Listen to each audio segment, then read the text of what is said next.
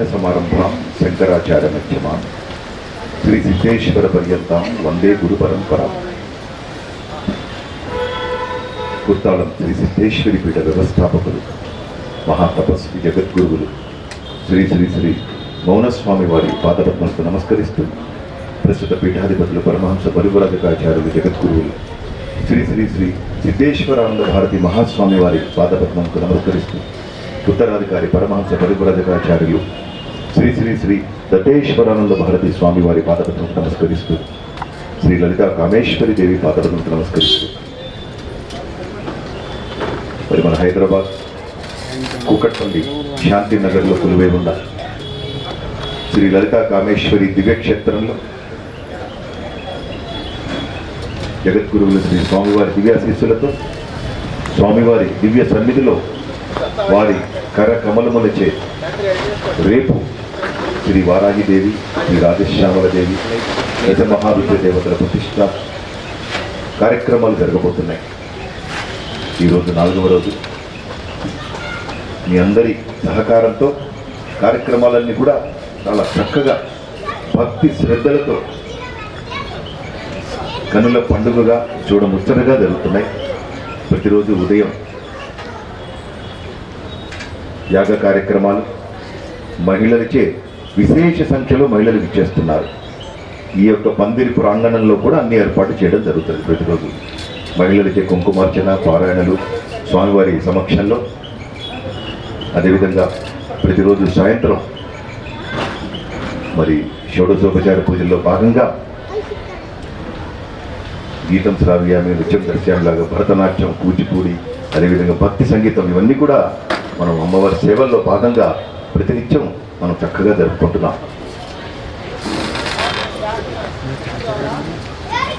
రేపు ఉదయం 7:14 స్వామివారి కరకమలములచే దేవతామూర్తుల యంత్ర ప్రతిష్ఠ, శిఖర ప్రతిష్ఠ కార్యక్రమాలు జరుగుతాయి.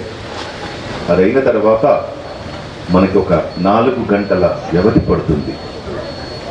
8 దేవతల విగ్రహాలు, చిన్న సైజు, 2 పెద్ద సైజు విగ్రహాలు, వీటన్నిటికీ కూడా ఒక 4 గంటల సమయం పడుతుంది. ఈ 4 గంటల వ్యవధిలో 9 గంటల నుంచి పెద్దలు శ్రీమతి మీరాబాయి వారి ఆధ్వర్యంలో లలితా సహస్రనామ పారాయణం, సౌందర్యలహరి పారాయణం, శివానంద లహరి, ఇవన్నీ కూడా మనం చక్కగా చేసుకుందాం. తర్వాత అమ్మవారి నేత్ర నియమనం అయిన తర్వాత కూడా చూసుకోబోతున్నాం. మరి ఈనాటి ఈ యొక్క ప్రదోషకాల వేళలో మనందరినీ అనుగ్రహించడానికి శ్రీ స్వామివారు ఇక్కడ వేయించేస్తున్నారు. వారి అనుగ్రహ భాషను మనందరం కూడా భక్తి శ్రద్ధలతో విని వారి ఆశీస్సులు పొందవలసిందిగా ప్రార్థిస్తూ, ముందుగా కొత్తాల శ్రీ సిద్ధేశ్వరి పీఠ ధర్మాధికారి శ్రీ వల్లూరి శివకోటేశ్వరరావు గారిని మాట్లాడవలసిందిగా కోరుతున్నాం. శ్రీ శ్రీ శ్రీ సిద్ధేశ్వరానంద భారతీ స్వామి వారు మొట్టమొదటిసారిగా వారి చేత ప్రతిష్ఠ చేయించున్నటువంటి లలితా పరమేశ్వరి కళ్యాణ క్షేత్రంలో ఈ రోజున మళ్ళా ఉత్తర పీఠాధిపతి గారు అయినటువంటి శ్రీ శ్రీ శ్రీ దత్తాత్రేయానంద భారతీ స్వామి వారి కరకమలచే రేపు మన దగ్గర చెట్టు చివరి 5వ రోజు రేపటితో ఈ ప్రతిష్టా కార్యక్రమం అయిపోతుంది. దీనికి ముందు ఒక చిన్న విశేషం ఏమిటంటే, కరెక్ట్గా 3-4 నెలలు, ఫిబ్రవరి అనుకుంటాను, ఫిబ్రవరి 9వ తారీఖు ఆ ప్రాంతంలో స్వామి వచ్చారు ఇక్కడికి. స్వామివారు వచ్చినప్పుడు మేము వారిని అనుజ్ఞ తీసుకోవడం జరిగింది. స్వామి, మీరు దగ్గరుండి ఇవి చేయించాలి తప్పకుండా అని. అదేవిధంగా కరెక్ట్గా 4-5 నెలల్లో ఇంత అద్భుతమైనటువంటి టెంపుల్ని మా మిత్రుడు, మా సెక్రటరీ శ్రీనివాసరావు అతను ఇంత విధంగా అద్భుతంగా చేయడం అనేది మహదాశ్చర్యకరమైన విషయం. ఇది ఎవరు కూడా అనుకోని ఉండలేదు. మా వాళ్ళు కూడా మేము కూడా అనుకోలేం, ఇంకా కొద్దిగా టైం పడుతుందేమో అని అనుకున్నాం. అందులో స్వామివారు హాయిగా వారు వచ్చి వారి చేతుల మీద దర్శనం చేయించడం చాలా అద్భుతమైనటువంటి విషయం. ఇది మొదలుపెట్టే ముందర స్వామివారి అనుజ్ఞ తీసుకున్నాము. అలాగే సిద్ధేశ్వరానంద భారతీ స్వామివారు వారి పెద్దవారైన 93 ఏళ్ళు, 9 సంవత్సరాలు ఆయనకి, లేకపోతే ఆయన కూడా వచ్చి ఉండేవారు. వారి అనుజ్ఞ కూడా తీసుకొని ఇది మొదలుపెట్టి ఈ విధంగా చేయించడం జరిగింది. అందులో కుక్కట్పల్లిలో దీనికంతటి ముఖ్య కారణమైనటువంటి భావనారాయణ శాస్త్రి గారు, మీరాదేవి గారు, మీరాబాయి గారు, వారిని మెచ్చుకోవాలి. ఇదంతా దాదాపు 5-6 ఏళ్ళు బట్టి ఆమె తల్లిలాగా ఇక్కడ ఉండి మన భావనారాయణ శాస్త్రి గారి తండ్రిగా ఒక విధంగా ఆయన చాలా పెద్ద పొజిషన్స్లో పనిచేశారు. ఆయన ఎలక్ట్రిసిటీ డిపార్ట్మెంట్లో చాలా సీనియర్ ఆఫీసర్గా పనిచేసి రిటైర్ అయినారు. అటువంటి వారి యొక్క అనుగ్రహం చేసిన వారి ఈ స్థలానికి యజమాని. ఆ విధంగా వారి ప్రోత్సాహంతో స్వామివారిని అడగటం జరిగింది. కుర్తాలమ్మ సిద్ధేశ్వరి భారతీ స్వామివారిని జరగడం జరిగింది. స్వామి ఇక్కడ వారు గుడి కడతాను అంటే అప్పట్లో మొట్టమొదటిసారి ఆయన సిద్ధేశ్వరానంద భారతీ స్వామివారి చేత, తర్వాత మా గురువు గారు వడ్లమూడి వెంకటేశ్వరరావు గారు గుంటూరు వారి చేత, వారికి అందరి చేత ఇది ప్రతిష్ట చేయబడింది. ఎవరు లలితా పరమేశ్వరి. అది అయిన తర్వాత ఇప్పుడు సంరక్షణంగా రాజశ్యామల వారాహి దేవతలు, మిగిలిన దశ మహావిద్య దేవతల యొక్క వాటి యొక్క ప్రతిష్టాపన రేపు జరగబోతుంది. దీనివల్ల అప్పుడే ఆ రోజు చెప్పాను నేను, లాస్ట్ టైం 3 నెలలకి 4 నెలల కింద స్వామివారు వచ్చినప్పుడు నేను అన్నాను, అసలు ఇది చాలా అద్భుతమైనటువంటి ప్రాశస్త్యం కలుగుతుంది దీనికి అని చెప్పాను నేను. అదేవిధంగా భగవంతుడిగా చల్లగా చూసి ఈ విధంగా మంచి చక్కటి అవకాశం మనకు చిక్కింది. సో దీనికి కుకట్పల్లి వాసులు వీళ్ళందరూ కూడా అదృష్టవంతులు. ఒక విధంగా ఇంత మంచి అద్భుతమైన టెంపుల్, ఇంత మంచి టెంపుల్ ఇక్కడ రావడం అనేది చాలా మన అదృష్టం. ఒక విధంగా ఇంకొకసారి మా భావనారాయణ శాస్త్రి గారిని, మీరా గారిని వారికి నమస్కరిస్తూ సమర్పిస్తూ, స్వామివారు శ్రీ దత్తాత్రేయాంధ్ర స్వామివారు వారు ఉత్తర పీఠాధిపతిగా ఉన్నారు ఇప్పుడు వృత్తాళం పీఠానికి. వారు డాక్టర్, ఆయన రష్యాలో డాక్టర్గా చేసి అక్కడి నుంచి All India Institute of Medical సైన్సెస్లో ఢిల్లీలో పనిచేసి బ్రహ్మచారి వారు వచ్చి వారు వృత్తాళం పీఠానికి రావటం అంత సులువుగా కాదు. అది అమ్మ యొక్క దయే. అక్కడ సిద్ధేశ్వరి దేవి ఉంది మాకు వృత్తాళంలో. ఆమె యొక్క దయతో ఆమె ఏడుకోలు తెచ్చుకున్నది ఆయన్ని ఉత్తర పీఠాధిపతిగా వారు వచ్చున్నారు. మా సిద్ధేశ్వరానంద భారతీ స్వామి వారి సంగతి చెప్పే అవసరమే లేదు. ఆయన జగమెరిగినటువంటి మా మంత్రద్రష్ట. అంత గొప్ప వ్యక్తి మన మా అదృష్టం, పూర్వజన్మ సుఖం మాకు. వారి దగ్గర ఎన్నో మంత్రాలు తీసుకోవటం, వారు ప్రాయోజిక హోమాలు చేయించడం, ఎవరి ఆర్తిగా ఉన్నవారికి, ఇబ్బందులుగా ఉన్నవారికి ఆయన చేయటం మేము చూడటం జరిగింది ఈనాడు. సో ఈ విధంగా అద్భుతమైనటువంటి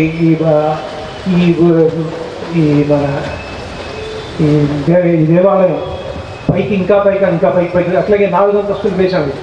దీంట్లో ఇంకా కొత్త ఇంకేమో చేయబోతున్నామో అది చెప్తాము, మెల్లిమెల్లిగా చెప్తాము. ఏమన్నా అట్లాగే గోశాల వెళ్తే అది కూడా ఆలోచిద్దాం మనం. ఇక్కడ ఇవన్నీ చేద్దాం మనం. నేను ఎస్పెషల్లీ మా సెక్రటరీ ముల్లిపల్లి శ్రీనివాసరావుని నేను ఒక విధంగా చాలా అభినందిస్తున్నాను. అతని చేతుల జరిగింది ఇదంతా. సో ఈ విధంగా స్వామివారి వైపు వచ్చారు మన దగ్గరికి. ఆయన అనుగ్రహ భాషని మనం విద్దాం, టైం వేస్ట్ కాకుండా. స్వామివారి అనుగ్రహ భాషను జ్యోతిగా ప్రార్థిస్తున్నాం.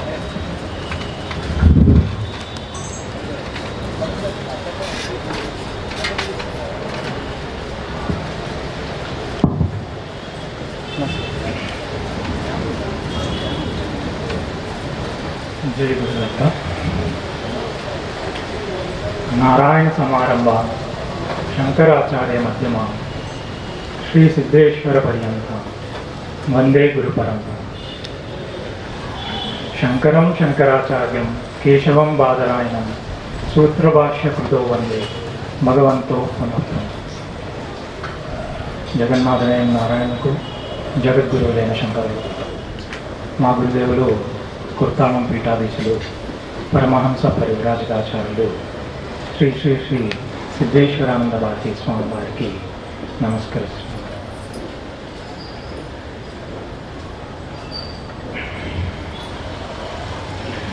ఈ సృష్టి ఎక్కడి నుంచి వచ్చింది అంటే, మనకి ఎన్నో పురాణాలు సృష్టి భగవంతుడి నుంచి వచ్చింది అన్నారు.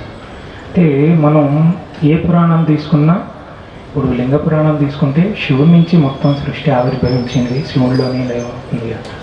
విష్ణు పురాణం విష్ణువు నుంచి వచ్చింది అంట. అలాగే ఇప్పుడు దేవీ భాగవతం అది చూస్తే శాక్తేయులు అందరూ సాధారణంగా అమ్మవారి నుంచి సృష్టి వచ్చింది అని అంటారు. మొట్టమొదటిగా శబ్ద బ్రహ్మంలో భగవంతుడు ఆవిర్భవించాడు.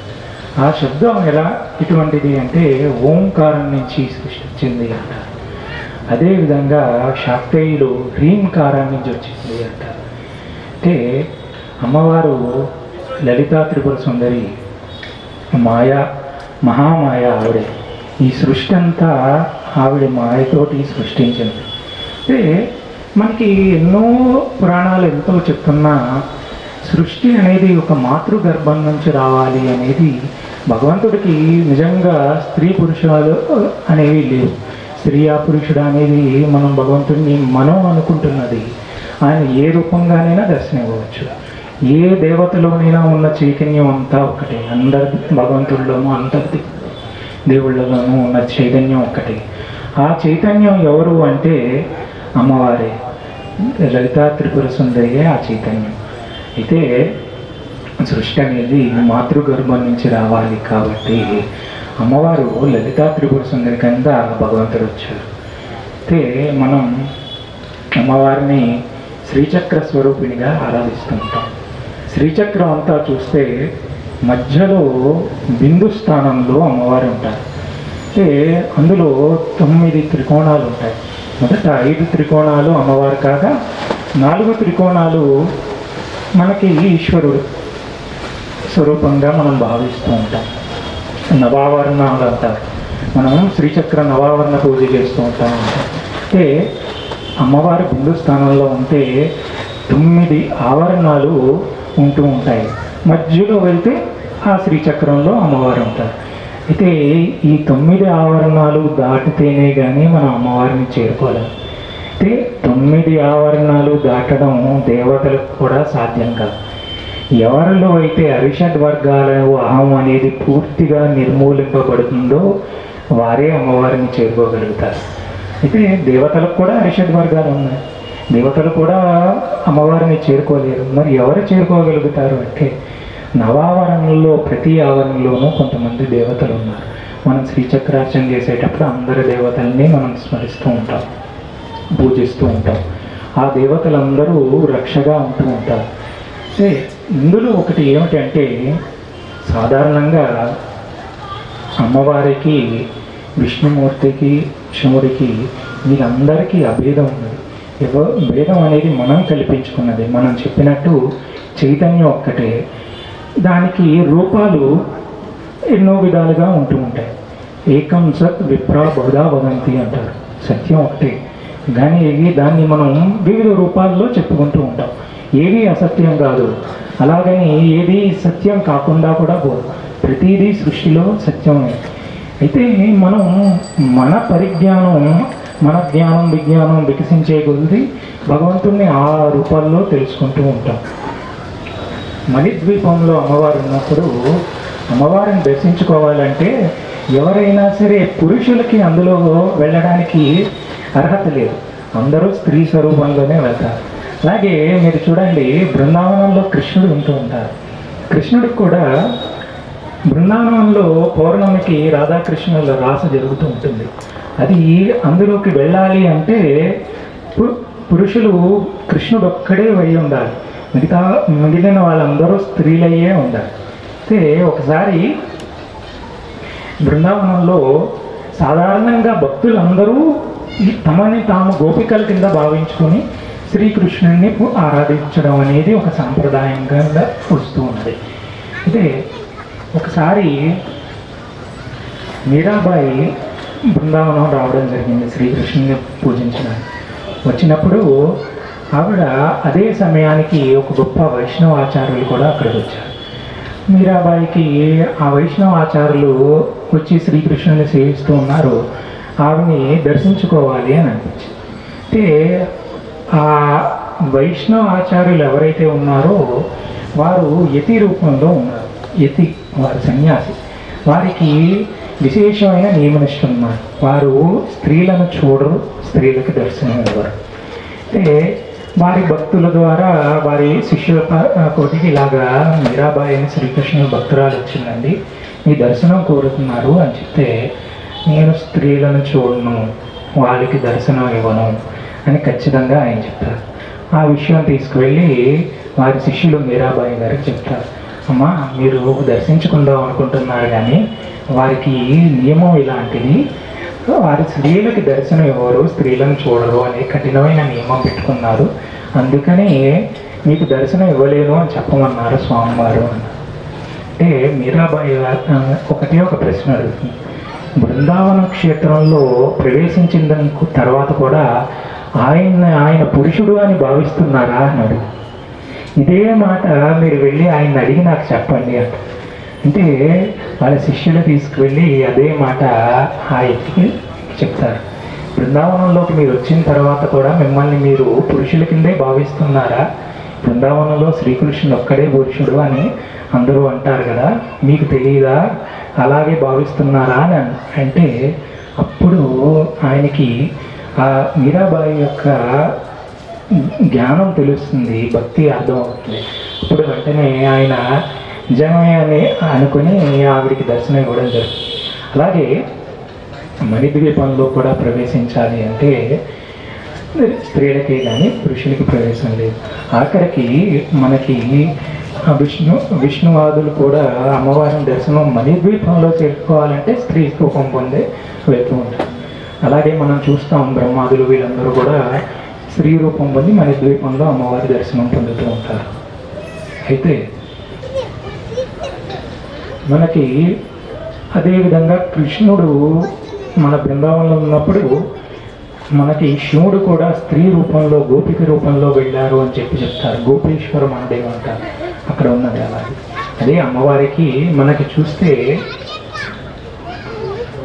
లలితా త్రిపుర సుందరి అనే దేవి సౌందర్యం అంటే అమ్మవారినే మనం గుర్తిస్తాం.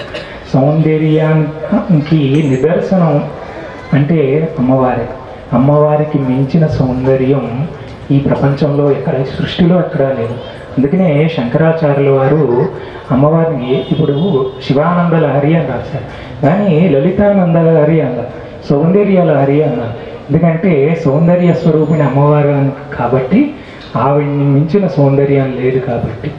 అలాగే మనకి ఇప్పుడు చూస్తే దశావతారాలందట్లో అన్నీ ఉన్నాయి. మనకి విష్ణుమూర్తి ఎన్నో అవతారాలు తీసుకున్నారు. అన్ని అవతారాల్లోనే సుందరమైన రూపం ఎవరో తెలుసా అండి? శ్రీరామచంద్రుడు గారు. శ్రీరామచంద్రుడిది ఆ ముగ్ధ మనోహర రూపం అంటారు. సాధారణంగా స్త్రీలు అందాలను పొగుడుతూ ఉంటారు, స్త్రీలు అందంగా ఉన్నారు అంటారు, కానీ శ్రీరామచంద్రుడు సౌందర్యాన్ని చూసి ఋషులు సైతం సమ్మోహితులయ్యారట. అంతటి సౌందర్యం శ్రీరామచంద్రుడి, అంతటి పరాక్రమం, అంతటి పౌరుషం పరాక్రమం శ్రీరామచంద్రుడి. ఎందుకో తెలుసా అండి?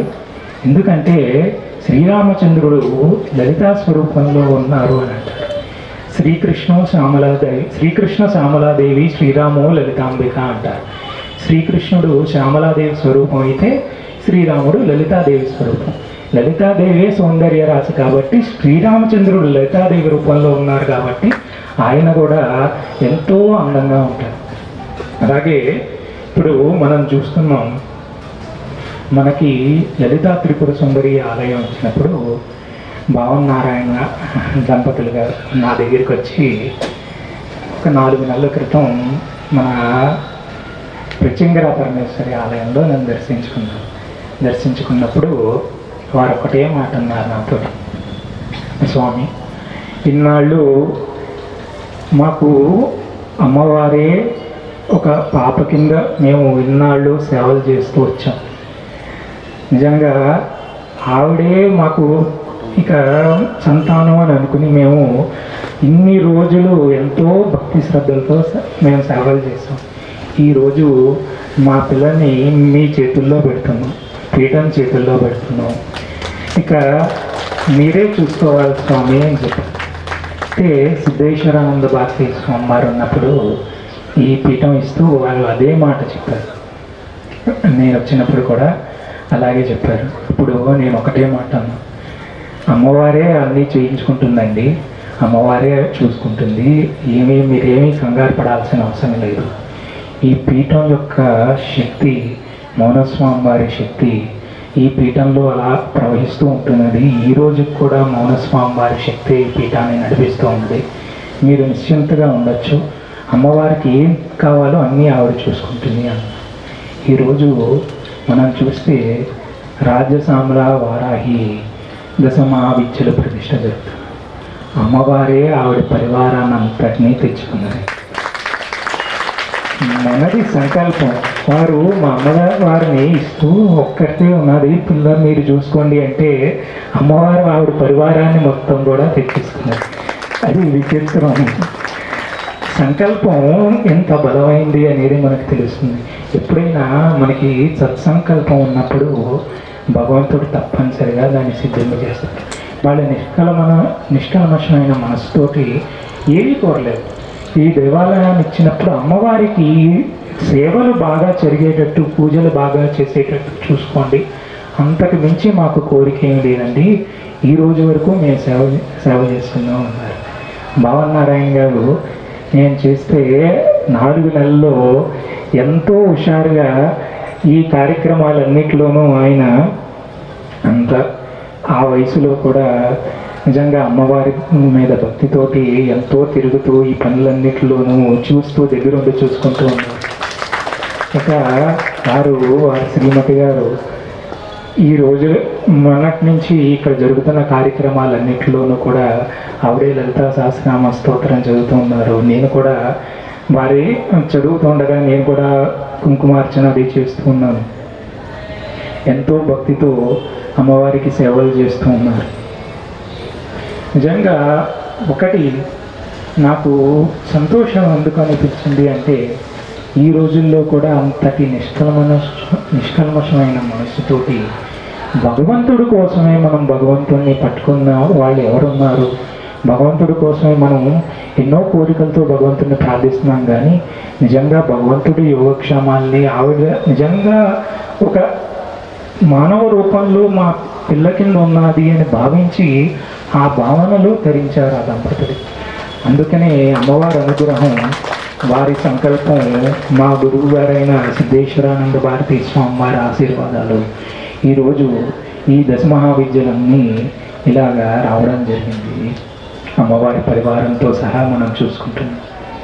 అయితే ఈ 5 రోజులు కూడా ఎంతో గొప్పగా వేద పండితులందరూ మనం చూస్తున్నాం. యజ్ఞయాగాదులు నిర్వర్తిస్తున్నారు, వేద పఠనం చేస్తున్నారు, యంత్ర పూజలు, ఇక విగ్రహ ఆరాధనలు చేస్తూ వస్తున్నారు. దాంతోపాటు నిత్యం జరిగే పూజలు అవన్నీ కూడా చేస్తూనే ఉన్నారు. అయితే ఈ ప్రతిష్టకి, ఈ వేద మంత్రాలకి నిజంగా అంత శక్తి ఉందా అండి అంటే, దాన్ని మౌనస్వామి వారి చరిత్రలో ఒక చిన్న సంఘటనతో ఉదాహరిస్తాను మీకు. మౌనస్వామి వారు అమ్మవారి ప్రతిష్ఠ చేసిన తర్వాత పరివార దేవతలకి ప్రతిష్ఠ చేయాలి అని సంకల్పించారు. సంకల్పించినప్పుడు అన్ని ప్రతిష్టల్లాగే క్రతువులన్నీ జరుగుతున్నాయి. యంత్రాలు తీసుకొచ్చారు. యంత్రాలు తీసుకొచ్చి వేద పండితులందరూ వేద పఠనం జరుగుతున్నప్పుడు ఎవరు ఇలాగే మనలాగే అడిగారు ఆయన, నిజంగా వేద మంత్రాలకి అంత శక్తి ఉంటుందా అండి? మీరు ప్రాణప్రతిష్ఠ చేస్తానంటున్నారు, నిజంగా ఆ శక్తి వస్తుంది అని నాకు ఎలా తెలుస్తుంది అన్నారు. మహాత్ములు ఏ లీల చేసినా సరే మనలాంటి వాళ్ళకి తెలియజేయడానికే కానీ వారి కీర్తి ప్రతిష్టల కోసమో చమత్కారాల కోసమో లీలలు చేయరు. అందరికీ ఆ వేద మంత్రాల యొక్క శక్తిని తెలియజేయాలి అని మౌనస్వామి వారు సంకల్పించారు. సరే, అయితే మీకందరికీ ఆ శక్తి, వేద మంత్రాల యొక్క శక్తి ఏమిటో నేను చూపిస్తాను అని చెప్పారు. రోజు ఆ యంత్రాలను తీసుకొచ్చి అమ్మవారి ఎదురుకుండా పెట్టి వేద పండితుల్ని వేద మంత్రాలు చదవమనేవారు. రాగి యంత్రాలు అవి వరుసగా పేర్చారు. ఎదురుగా మౌనస్వామి కూర్చునేవారు. వేద పండితులు రోజు వచ్చి వేదపారాయణ చేస్తూ ఉండేవారు. వేదపారాయణ అంతా అయిన తర్వాత ఆ యంత్రాలు ఏవైతే ఉన్నాయో దాన్ని తూకం వేయించేవారు. రోజు రాత్రి తూకం వేయించడం, పెట్టిలో పెట్టడం, మళ్ళీ ఉదయం తీయడం, వేద పండితులందరినీ కూర్చోబెట్టడం, మౌనస్వామి వారి ఎదురుకుండా కూర్చోవడం, పారాయణ చెయ్యండి అని చెప్తూ ఉండేవారు. అలా చేస్తూ వచ్చారు. కొన్ని రోజులు గడుచుతూ వచ్చాయి. రోజు తూకం వేయిస్తూ ఉంటే రోజు రోజుకి కొద్ది కొద్దిగా ఆ బరువు పెరగడం మొదలుపెట్టింది యంత్రాల్లో. అందరూ చూస్తున్నారు కదా, ఏ రోజుకి ఆ రోజు యంత్రాలు తూకం వేయిస్తున్నారు, బరువు పెరుగుతూ వచ్చింది. ఆఖరి రోజు వచ్చేటప్పటికి కొద్దిగా యంత్రంలో రంగు మారడం మొదలుపెట్టింది. ఆఖరి రోజు వచ్చేటప్పటికి ఆ రాగి యంత్రాలు ఏవైతే ఉన్నాయో అవన్నీ బంగారు యంత్రాలుగా మారిపోయాయి. అయితే మౌనస్వామి వారు ఆ రోజు అందరికీ చూపించి ఆ తూకం వేయించి ప్రతిష్ఠించే ముందు వేద మంత్రాల యొక్క శక్తి ఇది, ఈ యంత్రాల్లో ఇంత శక్తి నిండింది అన్నారు. అవే యంత్రాన్ని మౌనస్వామి వారు కుర్తాళం పీఠంలో మనకి ప్రతిష్ఠించారు.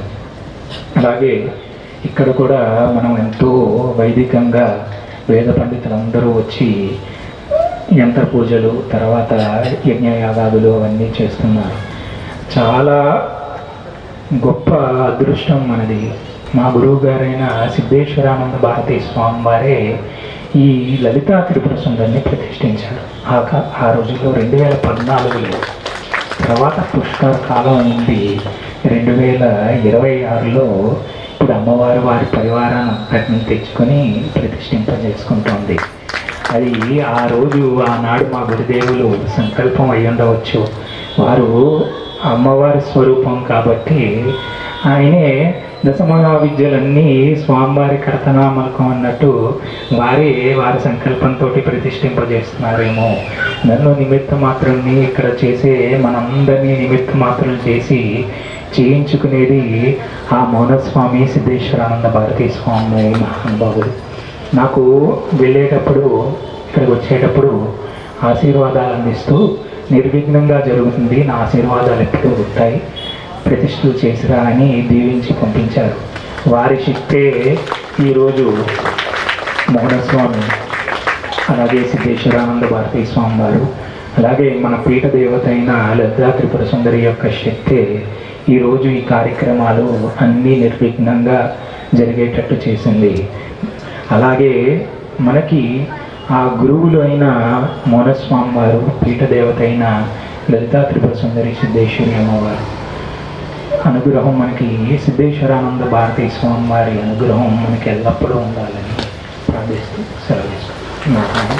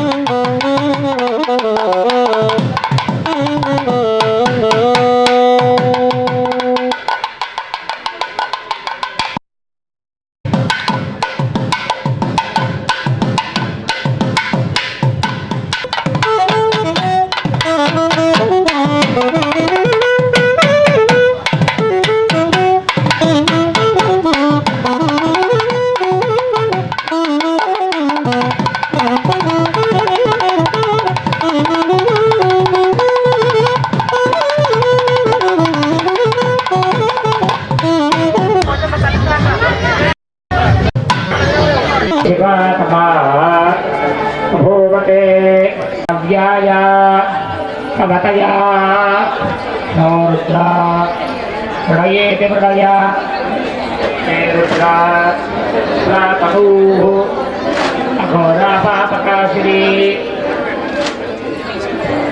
मया तनुभाषन्तमया शन्तमयेति शन्तमया गिरिशन्तेति गिरीशन्त चाकशीः गिरिशन्तेति गिरीशन्त विभर्ष्यस्तवे शिवाङ्गिरित्र गिरित्रेति गिरीत्र कुरुमा विभूषी पुरुषं जगदिति जगते वतसात्वा गिरिशाक्षा वदामसीति वदामसि तत्सर्वं यक्ष्मगो सुमननाः अध्यवोतत् अधिवक्ता प्रथमः प्रथमो दैव्यः जम्भयन् सर्वाः धान्यः अरुणः उत बभ्रुः सुमङ्गल इति सु अवसत्पति नीलग्रीवः नीलग्रीवो विलोहितः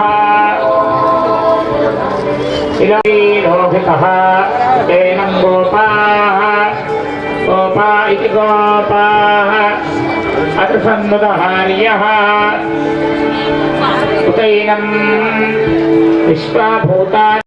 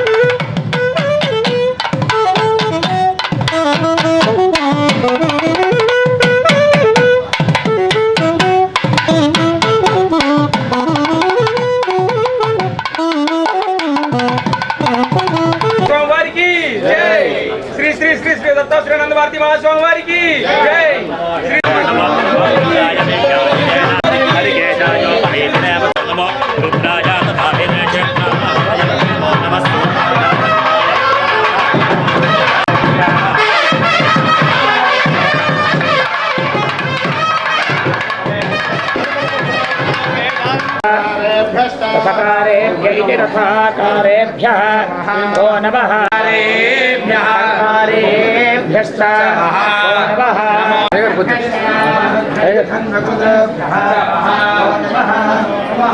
जरूरी कुछ जरूरी